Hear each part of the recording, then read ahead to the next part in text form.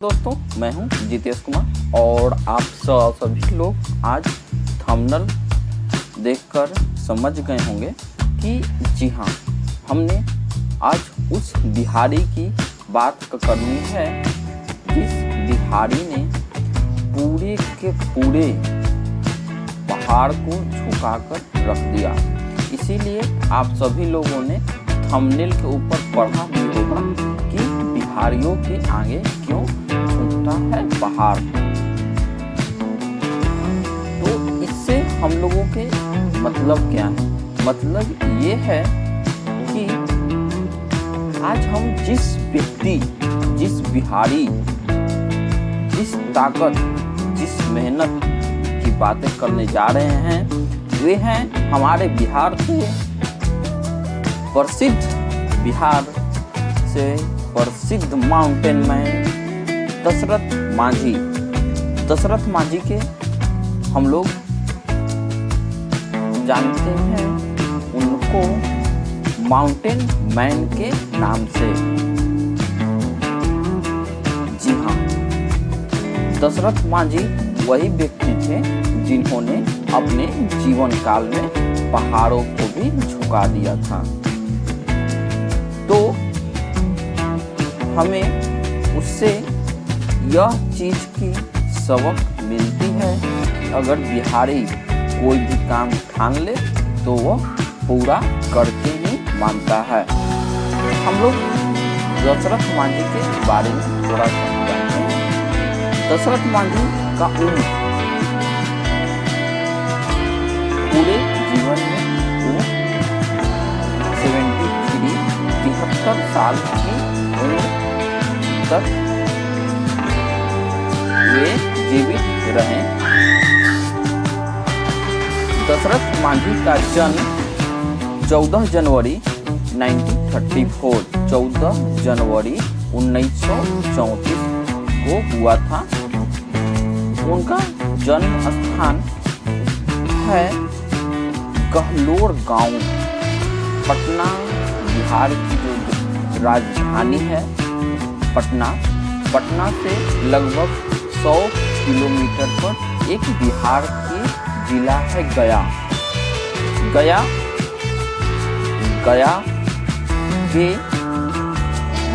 से 25 से 30 किलोमीटर की दूरी पे एक गांव पड़ता है।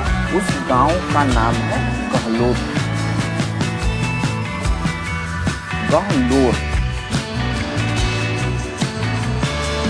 जो ये आज हम दशरथ मांझी के बारे में बात है, उसमें बिहार के गहलोर नामक एक छोटे से गांव में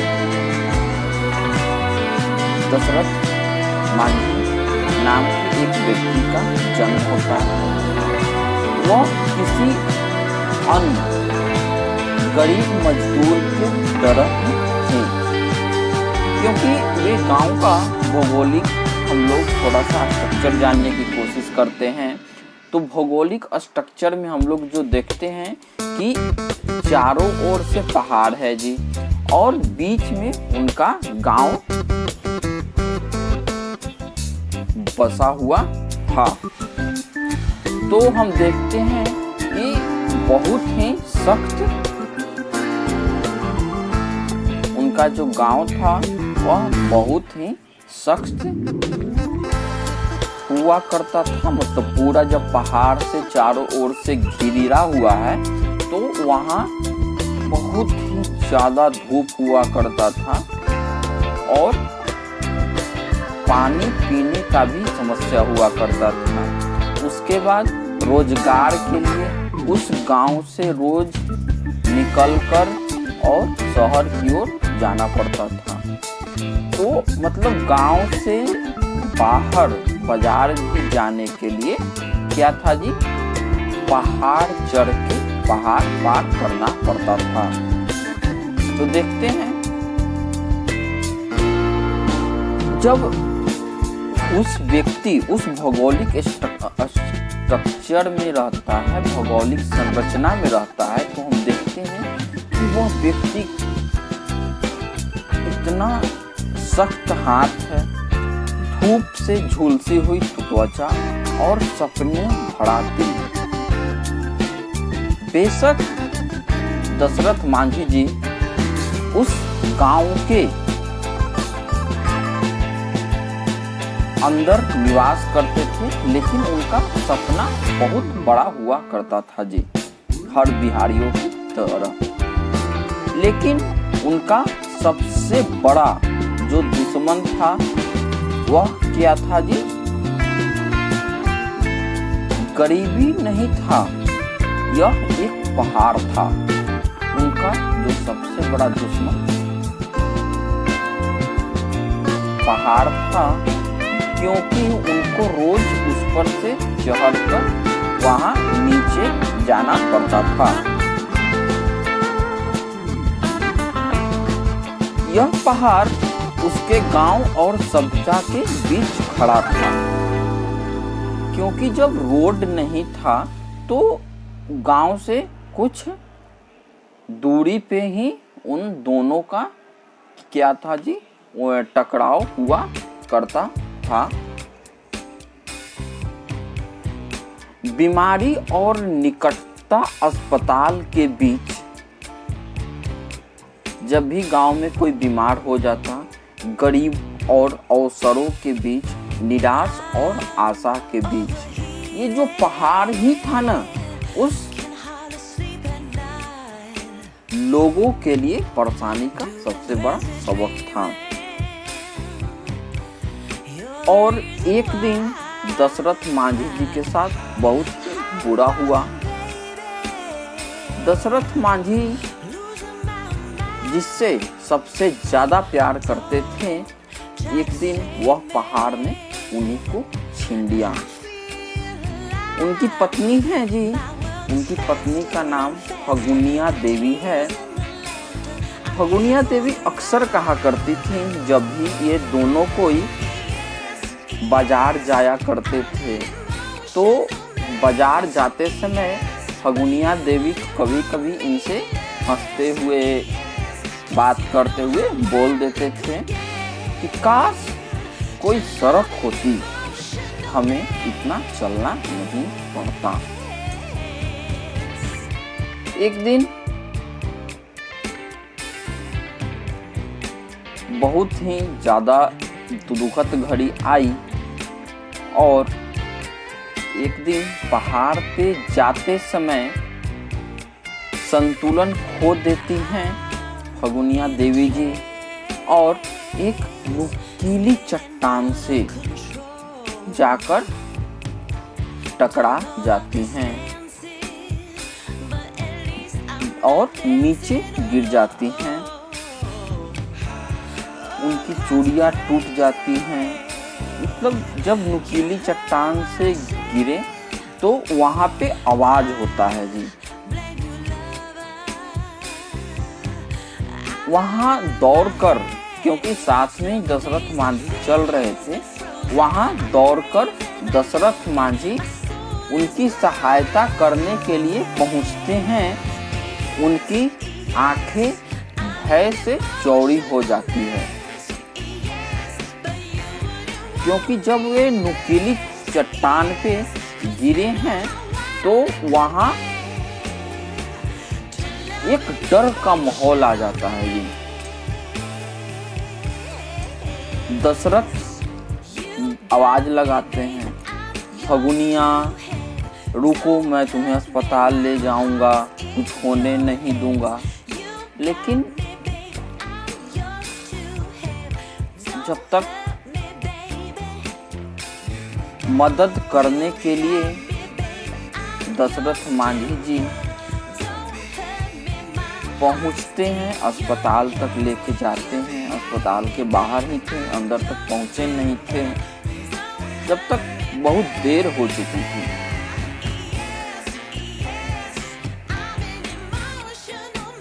अब दशरथ मांझी जी के लिए बहुत ही दुख का समय था। उसी पहाड़ पे चढ़ के फिर दशरथ मांझी अपने घर आते हैं। पहाड़ को देखते हुए उसको कोसते भी हैं। दशरथ मांझी जी बहुत उस समय गुस्से में थे। वे सोच रहे थे कि इसी पहाड़ ने मेरी पत्नी को छीन लिया है।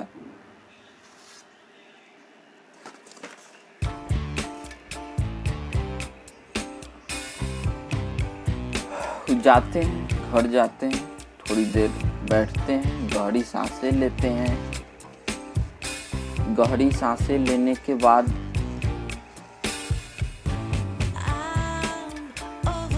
कुछ क्षण बाद उनका अंतिम संस्कार होता है और जो भी आगे का पूरा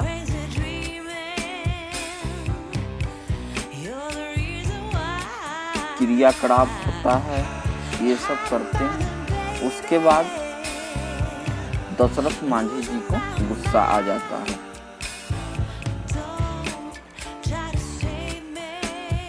वो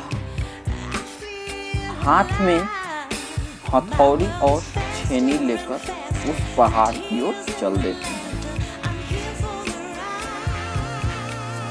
पहाड़ की ओर चल देते हैं तो जो अगल बगल वाले पड़ोसी लोग थे वे पूछते हैं, दशरथ कहाँ जा रहे हो इस समय?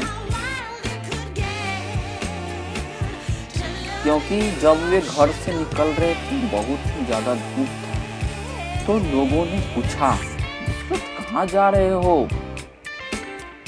दशरथ दृढ़ता से अंदर गुस्से से बोलते हैं कि मैं पहाड़ तोड़ने जा रहा हूं।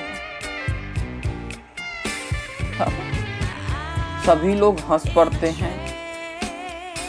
क्या तुम पागल हो गए हो दशरथ? यह चट्टान सदियों से खड़ा है।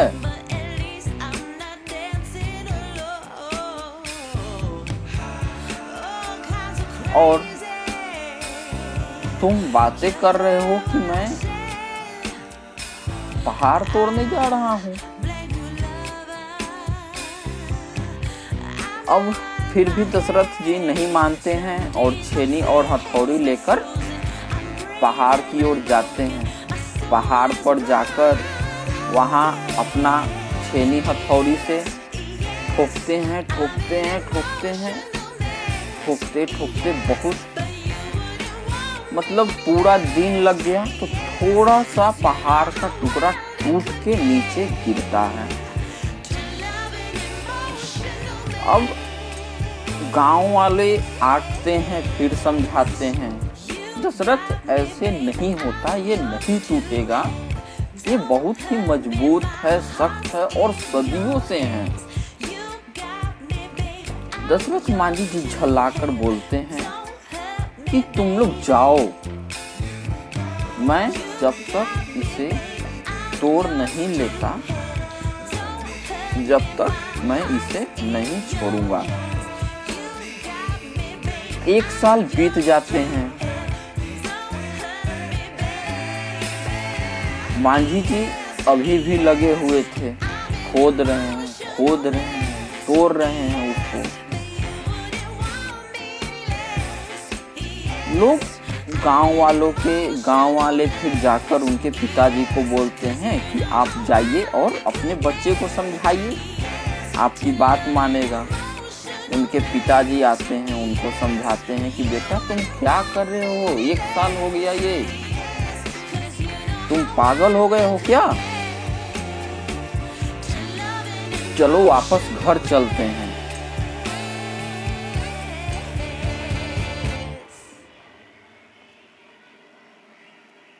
तो दशरथ जी अपने अंदर संकल्प ले चुके थे कि मैं अब जब तक इस पहाड़ को तोड़कर रास्ता नहीं बना दूंगा, जब तक मैं घर नहीं जाऊंगा।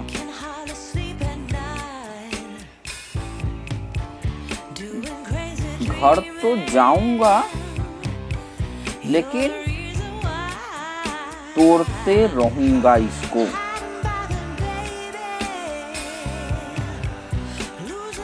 अब उसके जो बेटे थे दशरथ जी के, वे दशरथ जी के लिए खाना पहुंचा देते थे। दशरथ जी लगे हुए हैं पहाड़ तोड़ने में। लगभग तोड़ते तोड़ते बहुत सारा ऋतु बदलते रहते हैं। कभी बारिश हो रहा है, कभी सख्त धूप है, कभी कठोर बहुत सख्त वाला ठंड है। लेकिन मांझी जी सारी बातें को भूलकर वह लगे हुए हैं तोड़ने में। उनका बच्चा रोज खाना घर से बनाकर लेकर आता है, देता है, पापा आप कुछ खा लीजिए।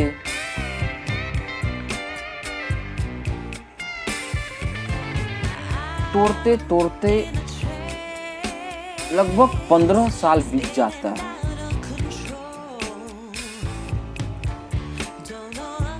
अब 15 साल जब बीत जाता है तो पहाड़ के एक साइड से दूसरी साइड एक छोटा सा दरार दिखने लगता है जी। एक छोटा लड़का चिल्लाकर बोलता है, वह गांव की ओर भागते हुए आता है और बोलता है, दशरथ चाचा ने कर दिखाया। अब दशरथ जी का एज भी हो गया था। जो व्यक्ति लगातार पिछले 15-20 साल से सिर्फ पहाड़ तोड़ रहा हो, चट्टाने लगे हुए हो, बड़े बड़े पहाड़ के उस चट्टान को तोड़ते तोड़ते वे आखिरकार वहां तक पहुंचते हैं। और पहुंचने के बाद हम देखते हैं कि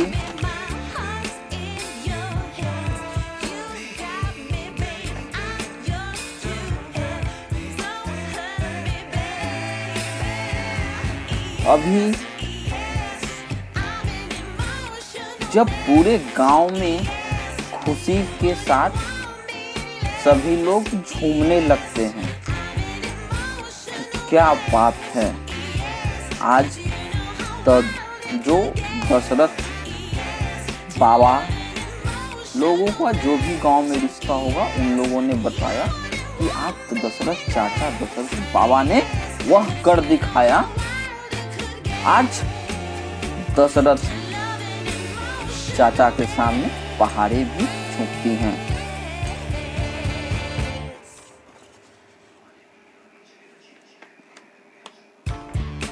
अब हम देखते हैं दशरथ कांपते हुए बोलते हैं,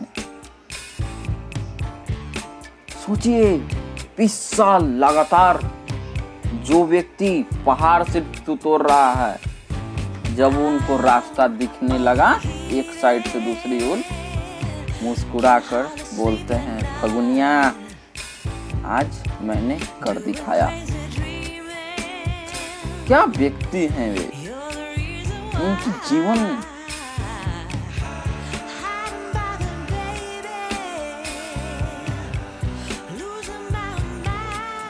गांव के बुजुर्ग लोग आते हैं, उनके जो साथ वाले थे, उनके जो दोस्त यार थे, दशरथ मांझी के सामने जो रोज आते जाते समय दशरथ मांझी जी को बोला करते थे, छोड़ दो, नहीं होगा, नहीं कर पाओगे, बहुत सारी बातें, तुम पागल हो गए हो। लेकिन एक बिहारी के अंदर यही संकल्प होता है कि जो बिहारी एक बार संकल्प ले लेना फिर वह जब तक नहीं छोड़ता जब तक उस संकल्प को वह पूरा न कर ले। बिहारियों की यही खासियत हमें अलग बनाती है। गांव के बुजुर्ग अंत में बोलते हैं कि तुम कोई साधारण आदमी नहीं हो, तुम एक साहसी हो। इस गांव के लिए तुम एक भगवान हो, जो कि रास्ता जब पहाड़ से एक अपने गांव से जब लोग चलते थे, पहाड़ से चढ़ के उनको शहर तक पहुंचने में 80 किलोमीटर का दूरी जब तय करना पड़ता था, और जब पहाड़ कट गया तो जानते हैं दूरी कितना हो गया? 13 किलोमीटर हो गया। दशरथ जी लगे रहे। वह अकेले ही पहाड़ को 360 फीट लंबी और 30 फीट चौड़ी जो पहाड़ था उसको चीरकर एक रास्ता बनाया। तो गांव वाले सभी बुजुर्ग लोग वहीं खड़े थे। तो मांझी जी एक बिहारी मुस्कुराकर बोलते हैं, आज के बाद इस गांव में किसी को भी उतना लंबी दूरी तय करने की आवश्यकता नहीं पड़ेगी।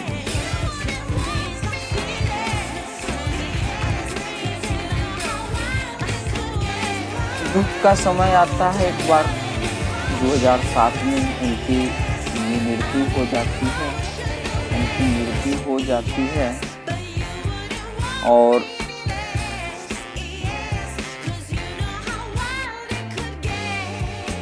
दशरथ मांझी जी की यही जो बातें थी कि उन्होंने एक हथौड़ी और एक छेनी के दम पे उस पहाड़ को, उस मजबूत चट्टान को झुकने पर मजबूर कर दिया। एक बिहारी ने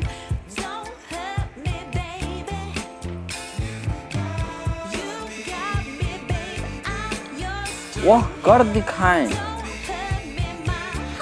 इसके लिए हम सभी, मैं जितेश कुमार और बिहार के सभी बिहारी युवा, उनको एक बार फिर से याद करते हुए